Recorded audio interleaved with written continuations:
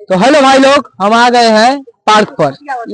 ये पुराना पार्क है, ठीक है ना, बहुत पुराना, बहुत 1990 का पार्क है। यहाँ पर देख रहे हैं 2-3 गो मियाँ भाई लोग रहे हैं, इनसे पूछेंगे कुछ सवाल।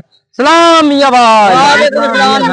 तो मियाँ भाई लोग, आपका है हाल चाल एकदम ठीक ठाक है? बढ़िया है। बढ़िया है। खाना पीना हो गया? नहीं, खाना पीना हो गया। खाना पीना हो गया। आप खाना पीना खा लिए? अच्छा ठीक है। तो मियाँ भाई आप तो बहुत अच्छे लग रहे हैं हमको। हाँ, हम अच्छे अच्छा हैं। बात कीजिए कि खराब? अच्छे बात करेंगे। अच्छा, तो खाना पीना हो गया होगा आपका? हाँ, खाया पिया तो क्या खाए हैं आज? आज गोश्त पुलाव।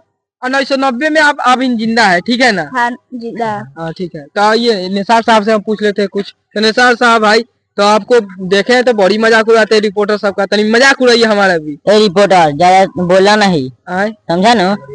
हम जानते हैं कौन है। कौन है? मियाँ भाई है, मियाँ भाई। अच्छा। हमसे अलग दूरी से रहना। तो हम भी तो मियाँ भाई है। तो मियाँ भाई तो क्या हो गया? लबर सिंह नहीं बोलना। ठीक है, नहीं बोल जाइए आप। ठीक है कैमरा मैन।